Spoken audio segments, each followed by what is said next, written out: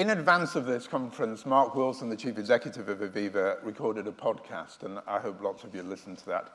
Mark really did have to be in China today, but we bent Sarah's arm to be here with us.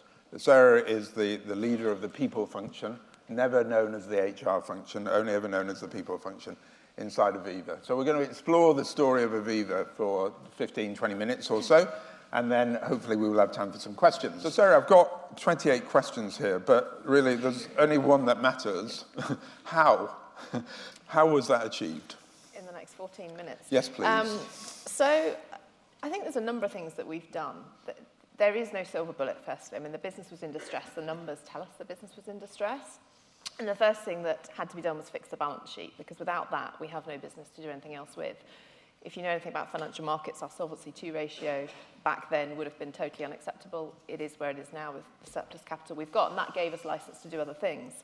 We got out to the markets. We have a strategy of not everywhere. And as you know, that's not just about product proposition, it's about country. So we went from 22 to 13 markets, which we just sold Spain. We just finalised the deal on Spain. So that's our final exit of a market. It's made us a much simpler business, much more, I guess, easy to run. We don't have flag-bearing locations anymore. And we really took our costs down. So we thought hard about where we needed our resources and how we might run the operating model differently. I guess the last thing we did was change 80% of the top team. What was needed to be in place in order to provide the momentum and the fuel for that kind of radical transformation? Look, there's lots of things we could talk about in that space. One of the things that always strikes me is the alignment to the vision. So when Mark got there and it was as broken as it was, he was really, really clear about the vision. And here we are now with 83% of our colleagues, that's 83% of colleagues worldwide, 35,000 of them, see a connection between what they do every day and the vision. I don't think we would have turned the business around without that alignment, really top to bottom. But it required us to really live with paradox. There were some very difficult messages. So you still will hear today, we've got to take expense out, but we need to grow the business. We've got to rationalise our portfolio, but we want new propositions. Whichever way you looked at parts of the business that needed to be fixed, there was a paradox to be debated, and not everybody found that easy. So there was a huge leadership challenge, getting people to manage in that ambiguity in that grey period. That's really interesting. I've heard you talk about that a little bit before, but let's just explore it a bit more. In kind of entrepreneurial, smaller, fast-paced businesses, you might expect that kind of mental agility to work with paradox to be more present. But I think I'm right that Aviva insured Sir Isaac Newton, right? So it's a while ago, I think 320 years. Before I was born. Even older than I am, right? So, and you've got 31,000 people, something like that. So, and you're spread across the globe. So working with paradox and ambiguity and kind of relishing that kind of ambiguity is not a natural default setting for a big insurance company. What did you do to trigger that capability? Yeah, it's a really valid point. I mean, we have a high length of service in parts of our business. Not everywhere, actually. Our digital business, our Aviva Investors and asset management business, much lower lengths of service, much newer talent. But in parts of our business, it's not uncommon. If you go to York or Bristol or Norwich, where we've got thousands and thousands of people, there's lots of people with 40 years service. So how do you get them to come with us? There's a few things we've done.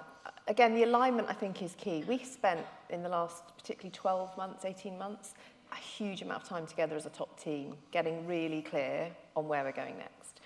And we stole the Amazon phrase of disagree and commit.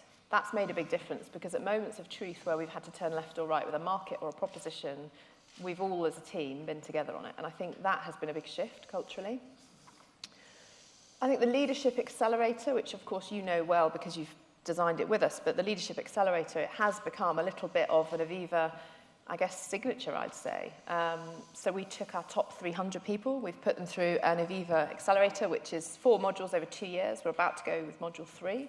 It's high value, it's extremely high value content, so it's taught by a mix of professors, plus our executive team, plus a number of other external people.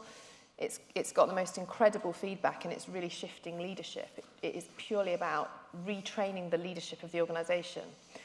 To do that, we have simplified leadership expectations. I'll never forget when we were there, stood on stage about 6 months ago now and said we're bringing together today the new leadership expectations, because when I asked the question what we expected of every leader in Aviva, whether they managed 3,000 people in a call centre or a country, somebody showed me a 137-page booklet. And I have absolutely no idea what it says.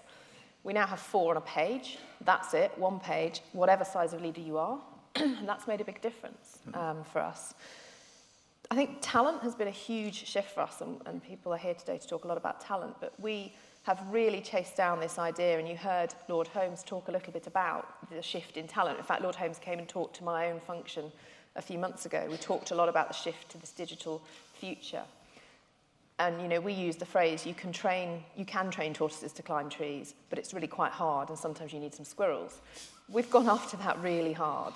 So we have taken, the example I'm using at the moment is quantum. So something called quantum, which is our data science practice. 600 data scientists. People wouldn't believe that of a business like ours, but we have 600 data scientists. These are world-class data scientists. Most of them were people who'd studied data science in one form or another, but we've actually taken some actuaries and successfully retrained them because the fundamental skills underneath it were not that different. And you have to believe in the future world of work that you can retrain people to do a different role in the future of talent. What are you aiming for? What kind of, let's call it culture? What's the end state, if there is such a thing as an end state in the business anymore, but what kind of culture are you aiming to create? Well, when we ran our OAQ, and you already know this, but it told us that we set some new lows on some of the dimensions, which is always an enlightening moment with your board. So we set a new low. We were more complex than NASA. It's hard to believe that. We were more complex than the NHS. That's even harder to believe. But yet we've gone after it hard. So simplicity is our single biggest focus. And if you looked across the group executive objectives right now, we will have a numeric simplicity objective for the year. Collaboration is another one. So we think about parts of our business like our UK insurance business and our global asset management business. We need them to work much more closely together. Speed. So we have to get out the door quicker with innovation. We have to get out the door quicker, which is why we've got our huge digital business now stood up. Several thousand people sitting in our digital business. And then I think lastly, being able to have a culture where people can learn from what goes wrong and what does work and what doesn't work. That's quite difficult in a risk-based business historically. So we've started to change the dialogue around what taking really good risks mean.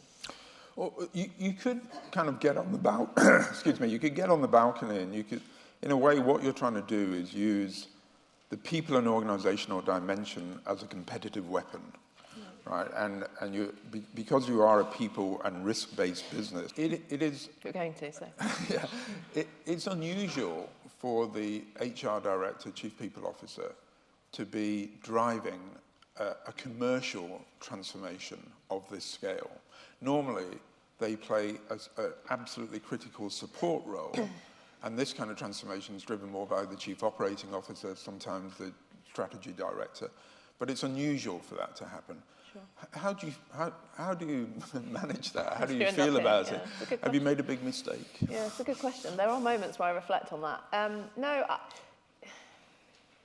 The thing that Mark is really, really good, so if he was here and you asked him that, he would say it was obvious. I would say he's really good at putting people where talent and passion lies. So, you know, there are other members of our team, other executive colleagues of mine, who have things that are maybe not necessarily traditionally part of that role. Yeah. But I think he's really, really good at that. I had a passion for transformation. I had a passion for change. I seem to have an ability to get things done that are more difficult. And he deliberately wanted it done differently. He didn't want it done in the very typical sort of carrot and stick way all the way through. He did want it done from a cultural perspective. The chairman was very concerned about how the board would take their responsibility, their regulatory responsibility of culture forward. So he wanted it to sit together. And look, I mean, we had the first year to prove if we could do it, and I'm very, very clear he would have taken it away and given it to somebody else if we had screwed it up.